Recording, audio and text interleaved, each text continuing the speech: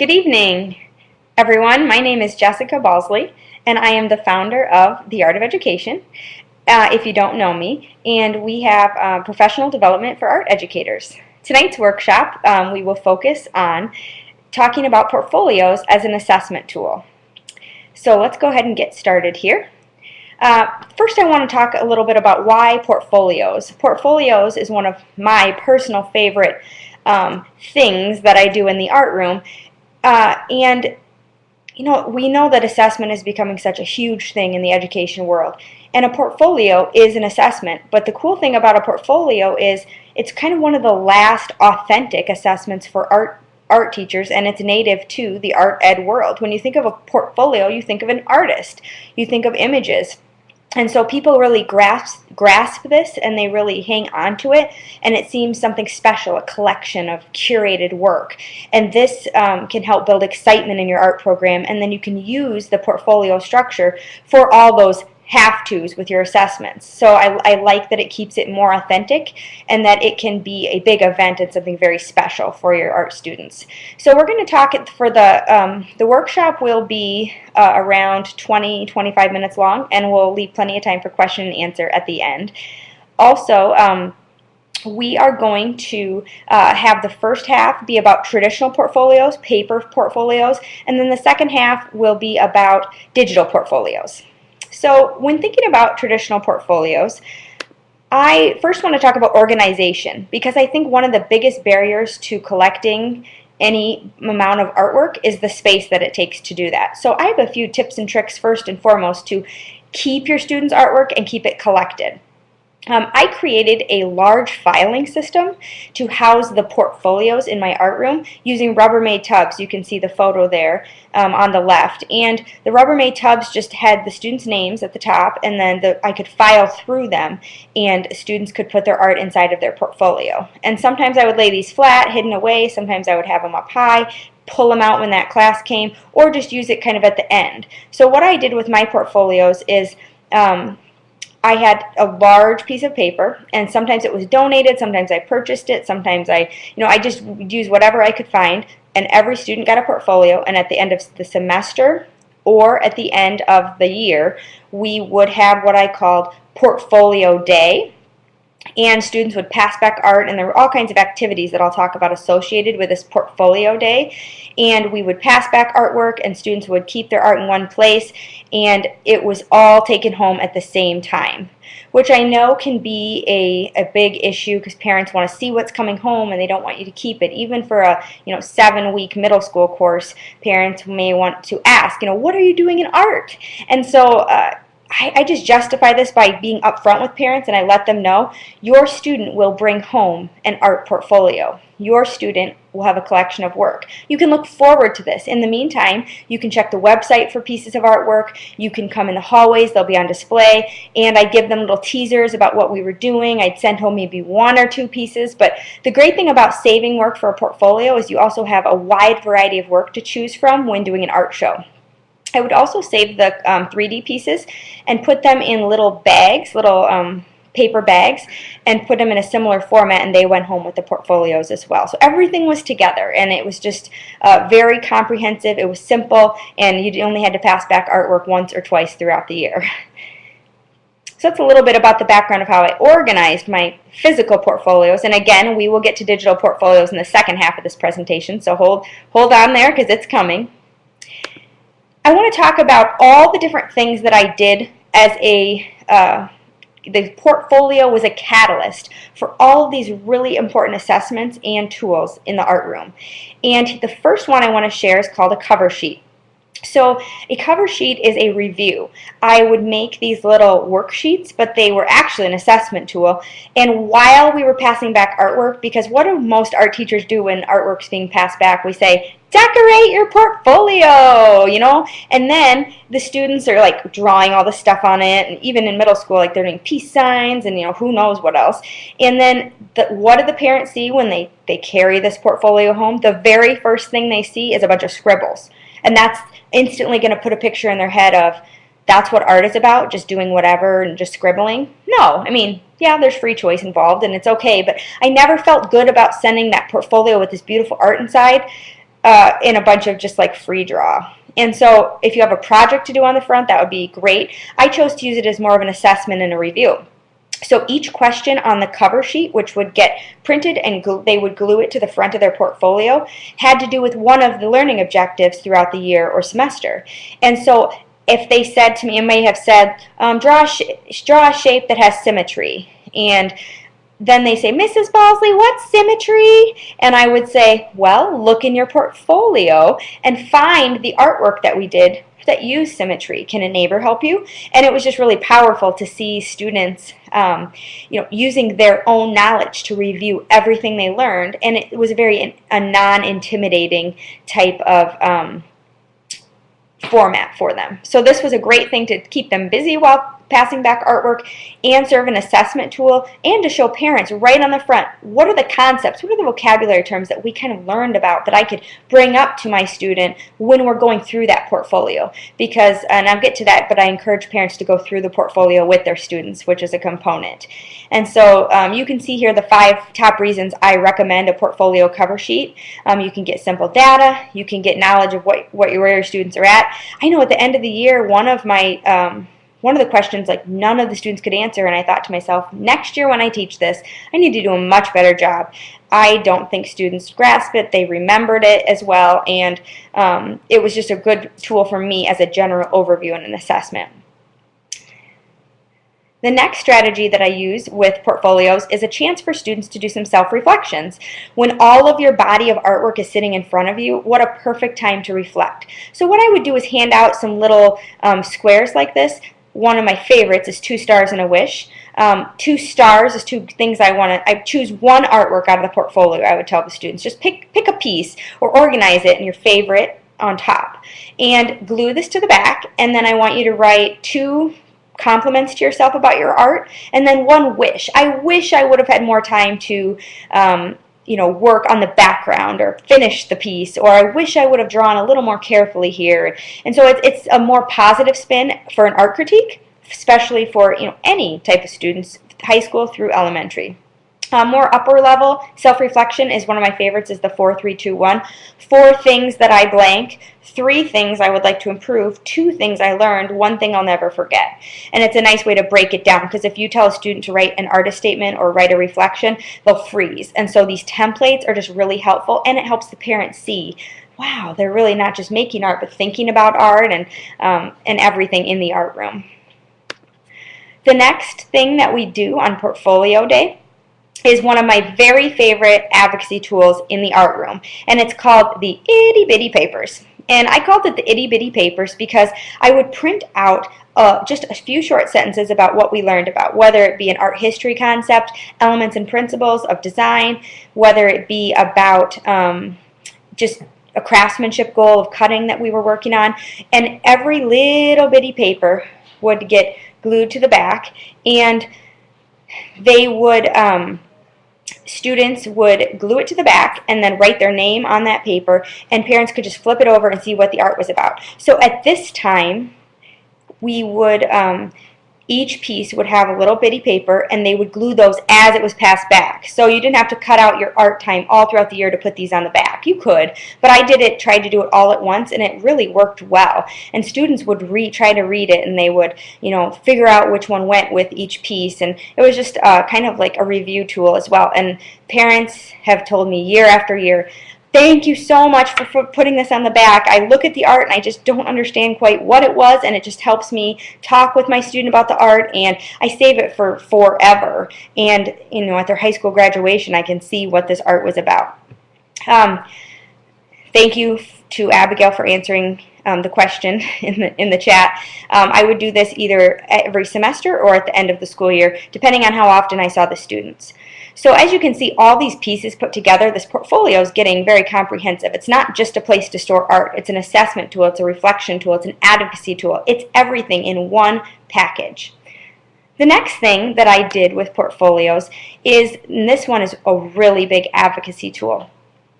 We as art educators assume that parents should know how to talk to their students about art, and we assume that everyone knows how to talk intelligently about artwork and treat it with the respect it deserves. But in reality, parents don't know. And it's not because they don't like it or they think it's not important per se. It's because no one has ever taught them to intelligently talk about art and gave them some parameters. And so we can't assume they know. We need to teach them in a gentle, kind, and positive way. So one of my favorite ways to do that is a parent checklist. And you could make, this is a very general one right here, and you could make a specific one to the projects you did or the standards you did in each grade level. This general one will get you started with ideas. So things like, ask me about my artwork. That is the first thing on there. We have been working so hard in art class all year long. Pick 3 or 4 questions to ask me. I can't wait to talk about my portfolio with you. And so this is, I would encourage this big deal to bring home the art and have a portfolio night with your family, and let's share, and let's not just put it in the trash can before we leave, because I had a kid try to do that once, and I was like, wait a second, you're not doing that. Don't you think your mom might want to see that? No, of course. I made him take it home with him. What processes did you use to create this artwork? What is your favorite piece and why? Can you name one artist that you learned about? And these prompts will help a parent to see there was so much more than just fun and finger paint or drawing a still life. It is sad when the art goes in the trash, and I pull it out and I hand it back, and I don't let that happen. So this parental survey or checklist. I've even seen a teacher have a signature at the bottom where they ask the parents to sign it and return it to see that they've looked at it and understand the art concepts. That might be a bit overkill, but in some high school setting, or even just depending upon how you're doing this, it could be a really important thing. When there's an RSVP or a signature, wow, parents start to take note. And so if you want to have that impact about your art program, it might be something you could do, especially if you feel like parents are not taking art as seriously as they could in your art program. You want to make a statement. Another portfolio resource for you, traditional portfolios, especially for the middle school and high school level, is if you haven't checked it out online, you can actually look at the AP Advanced Placement Portfolio Guidelines. And even if you're not teaching an actual AP course, they have the guidelines of what's to be included, what are the criteria, and this might be a great foundation for you as you shape your portfolios, especially with the older students, of what should be included, because a portfolio may not include everything. It may include your best work depending on the body of work you have. And so I really think this is an amazing resource that you can see a lot of details, and especially if you're looking towards that AP or you want to elevate some of your students to a higher level. So definitely look into that, AP Studio Art Portfolios. So those are just a few basic ideas that I've used with traditional portfolios to get in those little assessments, get informative assessments, get in that advocacy, all in the special one big portfolio day. So at this time, if you have any questions, go ahead and throw them in the chat bar, and I'll try to answer them the best I can about traditional portfolios before we move on to digital portfolios. And while you're formulating your questions, I'm going to put a quick poll out because I'm just curious. I've heard a lot of chatter about different types of portfolios. I would like you to be able to vote here and tell me, are you currently using portfolios in your art program? And if so, how? So I use traditional, I use digital, I use both. I'm not using any or other.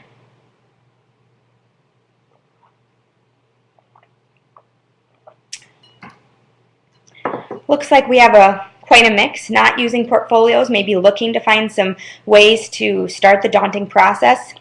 Traditional portfolios, some digital, both methods. Great. Well, we've got quite a variety here, and hopefully there's a little something for everyone. I'm going to go ahead and close the voting. And I did see a question about space. Someone said, how do you find the space to store the portfolios? I never had even a storeroom in any of my art rooms, and so I would just collect the work and keep it in drawers, keep it in boxes, and then the portfolio day with the Rubbermaid tubs, all of that would be done in one big week. So for 1 week, all along my counters, all along the floor were these tubs of portfolios. Or I would just have the students fold the paper that day, put their name on it, and I would have them collect the artwork and take it with them. So I really didn't have a ton of storage except for the pieces of art, but the actual portfolios were not constructed till the day we pass back. In kindergarten, you're going to think I'm crazy, but I would actually put them together myself with the help of volunteers, because students in kindergarten can't always read their own names, and they wouldn't be able to necessarily pass back. And so students would then go ahead and just have most of it constructed, and we'd work on passing back throughout the year. So that would be the only real space negative with the kindergarten portfolios.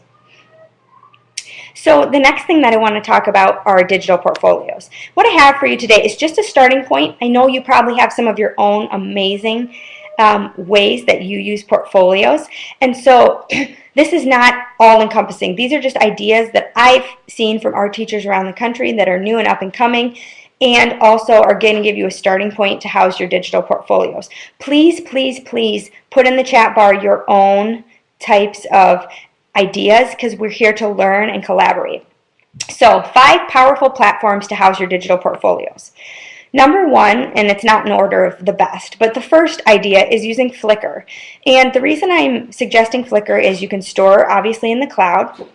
Also, if you are at a one-to-one school with students who have laptops or iPads, you can give them a special email address, and in that special email, they can use that to send a photo directly into your photo stream for your classroom.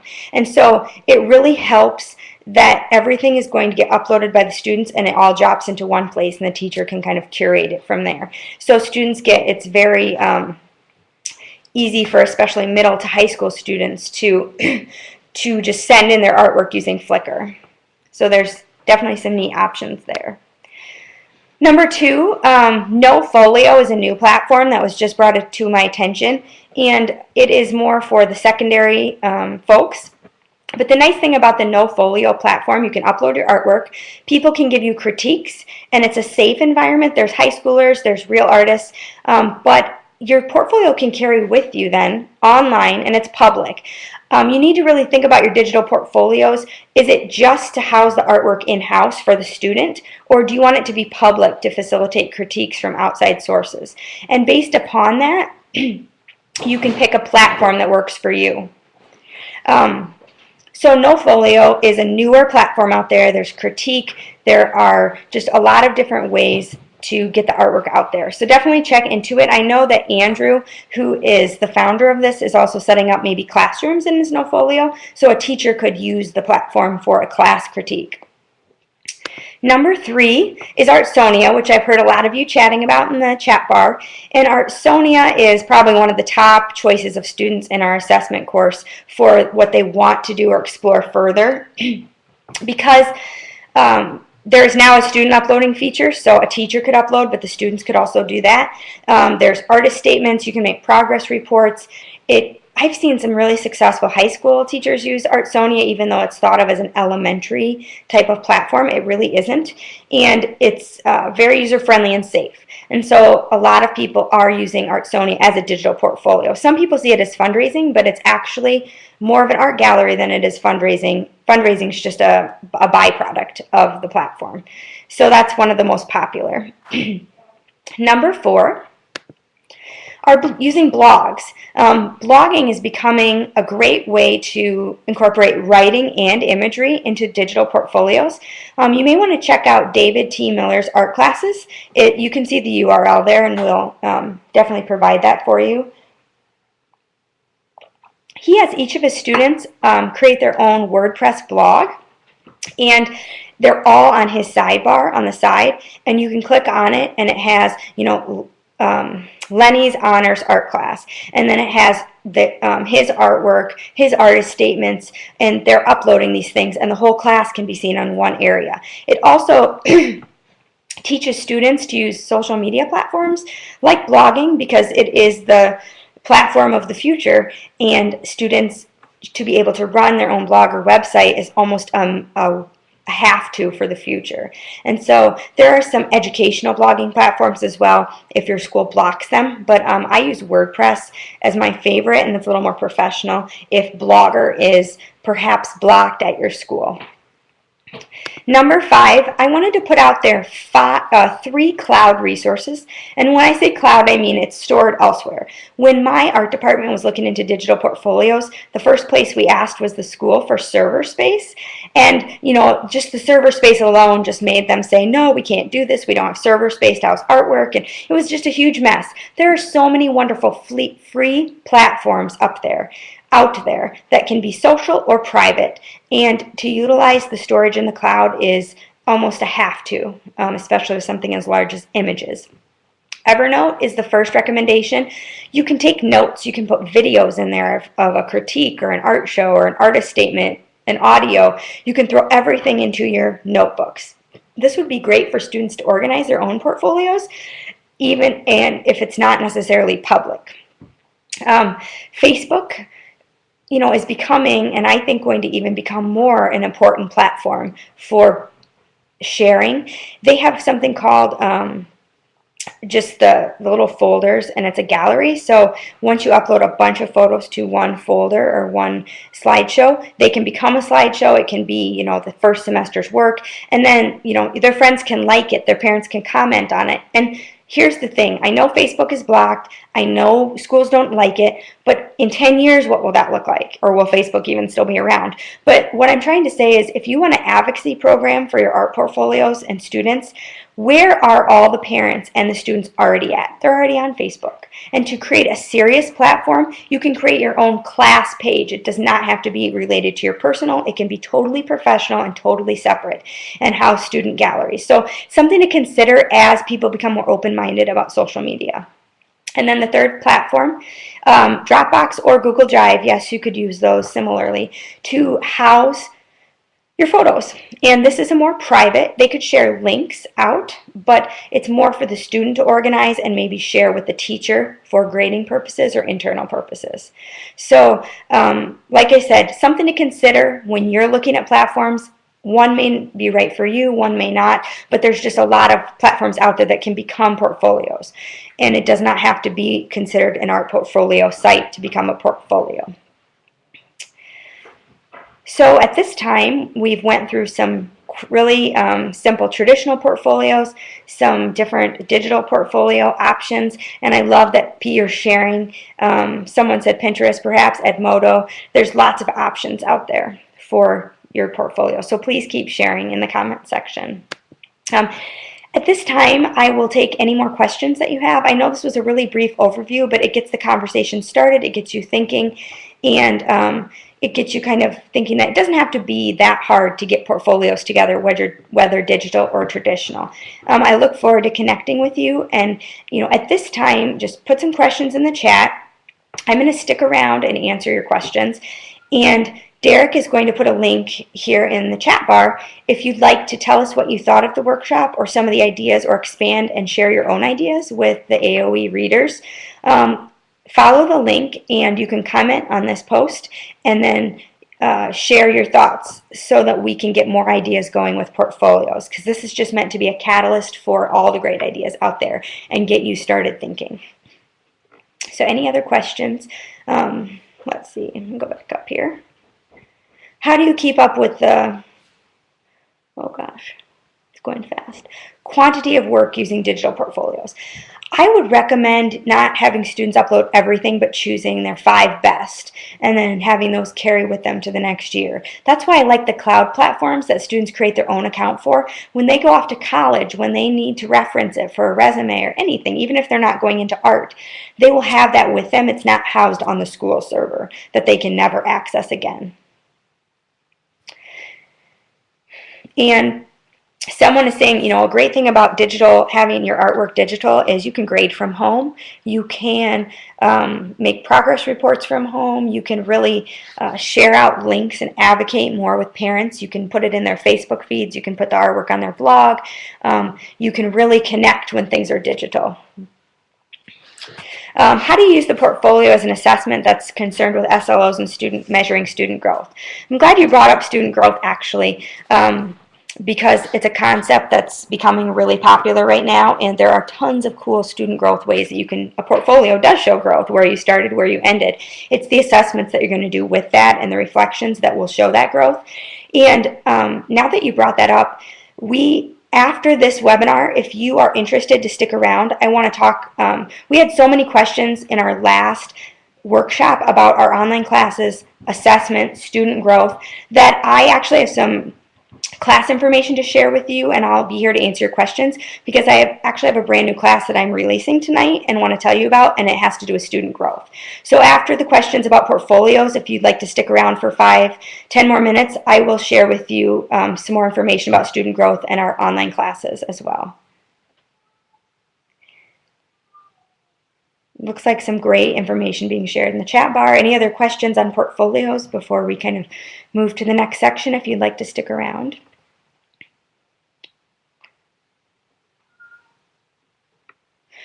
Do you grade portfolios at all, or are they sent home on the day after they've compiled their responses? I actually had to grade the pieces of artwork on the report card as well. So that part had already been done. All the grades were done when I sent them back because I had to see the artwork to grade it. So yes, that still happened even with the formative assessments, the reflections, and then a district assessment. I mean, the assessments are endless.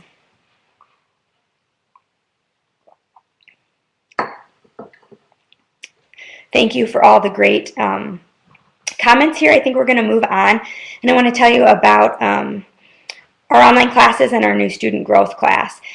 Please keep adding comments to the link, if Derek could provide that again, with more ideas for portfolios for your colleagues as we continue this conversation. And thank you everyone for being open to the idea and exploring portfolios tonight. As you can see here, AOE has online courses, and they're fully accredited by our educational partner, Morningside College. You can get degree level grad credit, and we have over 16 grad courses. My philosophy with this is, in your undergrad, you might have spent one day on classroom management, and where do you get to go deeper? Well, I thought, what about a 5-week course just on classroom management, just for art teachers?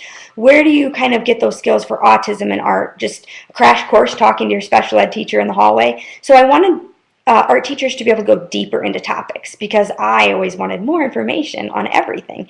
And so the new course we'll be releasing, in addition to the 16 existing classes we have, is called Showing Student Growth in Art. And here at AOE, we have been doing tons of research on student growth, talking to the experts from around the country, thinking about, if this is tied to your evaluation, how do you show meaningful growth? How do you show that growth over time and choose the right assessment and the right standards too, because it really matters in so many ways. And how do you make it meaningful and not just a hoop to jump through? And so through that new class, you'll be able to create a student growth goal. You'll be able to write your student growth assessments, and you'll be able to have them reviewed by experts, and you'll be able to have a timeline for your whole year with your student growth plan. So I'm really excited about that because you have been writing to us every single day asking us about resources for student growth, and I can't wait to share that along with resources for all these other topics. Please look into that. We have a few specific graduate credit questions, and we'll be happy to help you with those. If you email help@theartofed.com, we can look into your specific questions. So, people use our online courses for things like salary advancement, license renewal, logging hours for PD, their own learning, or group department sharing. I had one art department that each took a different class and then came back and shared with each other on what they learned, and I thought that was pretty smart. We all know that it's hard to find relevant PD, especially in art topics. So to be able to renew your license with that or get grad credit is just the bonus. And here we have just released, tonight actually, our new winter course schedule. You can see the new student growth class will be running in January, along with some all of your favorites and topics that you may want to look into, especially things like connecting art to the Common Core, differentiation, instructional strategies, something for everyone. So we run courses every single month. They start on the first of the month. 2 credit classes last 4 weeks. 3 credit classes last 5 weeks, and it's all online. You don't have to log in at a specific time. You can work at your own pace as long as you meet the weekly due dates, and you'll get to chat and connect with art teachers from all around the country.